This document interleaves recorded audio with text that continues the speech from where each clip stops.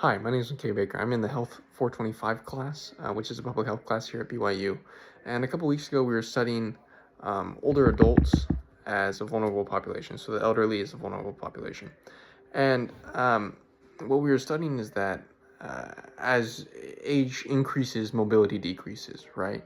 And so we're looking at age-related debility and age-related loss of mobility as a significant health risk for the elderly. And as we know, that significant health risk is falling, right? Falls have contributed to the highest, or one of the greatest problems for the elderly. And so in my life, I actually implemented a lot of what I learned in class with my elderly great-grandmother. She recently just turned 90 and had been experiencing a series of falls and things previous to this class. And because of things that I learned in this class, I was able to actually implement those things with her.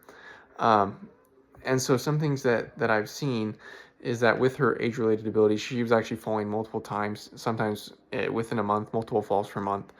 And so we discussed with her doctor some interventions that could work to help her. And so the number one thing is that we did a medication review and we looked at her medications that she was taking, and we realized that one of the medications she didn't have to take, and it was actually one that was making her really sleepy during the day. And this contributed a lot of, during the day she was fine, but at night she was falling a lot because she was always awake because she had been awake during the day, and at night she was cognitively impaired as well. And also she has bad eyesight, so she was always falling all the time. And there's no pharmaceutical drug to prevent age-related debility, right? There's no pharmaceutical drug to prevent aging, and so it's very difficult sometimes to help the elderly that experience falls and debility. And so, over time we lose 30% of our muscle mass as humans, and especially in the elderly, they lose more as they get older. And so it's important to maintain physical function as a member of the vulnerable population. And something that we did with my great grandmother is that actually obviously with the doctor, I didn't make this up myself, but with the doctor, we created some stretches that could help her increase the mobility, increase her strength throughout the day and throughout the coming weeks. And so she does these stretches. She actually puts in a CD and she does stretches. And this has actually really helped her. She's been very much more mobile than she was.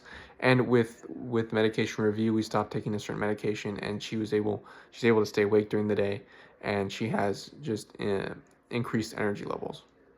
And it's also difficult. We've also taken control of a lot of things that she used to do, which was she didn't really like this, but she used to be in charge of her medications, and now we are really in charge of her medication. We try to see that she gets the medication she needs when she needs them, and this has really helped her. And she actually hasn't fallen recently, and she's been doing much better. And so that's just something that I learned in class about age-related debility and muscle weakness in the elderly as a vulnerable population, which I've implemented in my own life with my great grandmother and seen a lot of success. So thank you.